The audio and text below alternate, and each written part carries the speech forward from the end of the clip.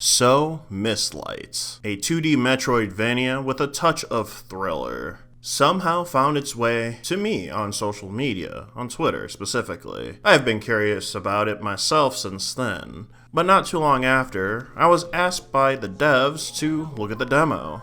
And I thought, why not, right? So, let's get into my opinions on the demo. Já viu rico namorar pobre?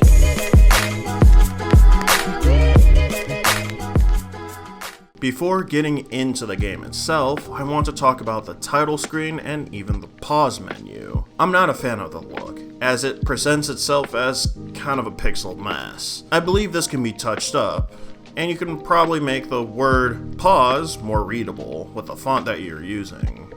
Now playing the demo of Mislight, I wasn't really expecting a slight touch of thriller, but I felt it when I was playing the game, due to the darkness. The idea of not seeing the surroundings and the monsters fully, and only seeing the glowing eyes, can build suspense for a new player.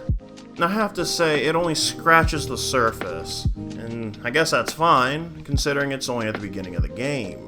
I don't exactly expect too much out of the start. However, that said, I would have liked the game devs to lean a little bit more into the darkness. Maybe not quite making the whole screen black, but making the area just a tad darker, so the flashlight would be more useful and needed, because as it stands now, I can vaguely see the surroundings as is, even though the character herself may not be able to see at all. For example, on the enemy side, maybe you can have just the glowing eyes show, but the silhouette of the body does not. And of course, maybe have them blink, so we have to keep taking a mental note of where that monster is in relative towards you. And that's just a small example. Can't really say I have too many ideas to help you lean more towards the screen being darker and harder to see, but I hope you might be able to come up with something better. Platforming and navigating a big old map that has darkness should be nerve-wracking, because it's dark, but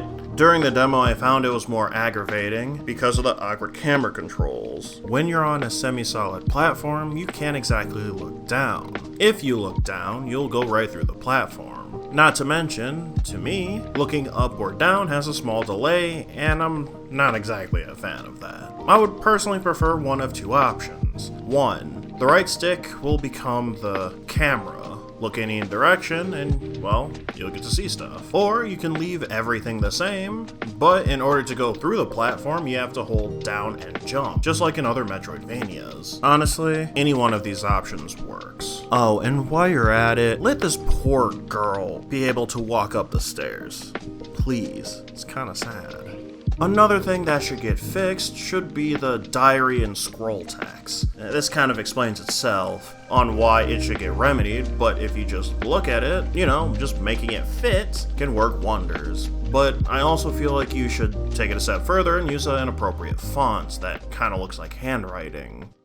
And then lastly, I'd like to compliment the music, specifically the track called Her Lullaby. I'm only saying this because it sounds weird and almost out of place. Almost. To the other tracks, not including the shop theme, I feel like it belongs because in a dream, things can be weird. I think if more of the tracks had this feel, it would be more memorable. Maybe make it sound like it's from a horror game, but overall I think they should be modeled after this song. The other tracks are okay, but I didn't really remember them. They weren't memorable to me. I'm sorry, I'm not exactly good at describing music, I just know what I like.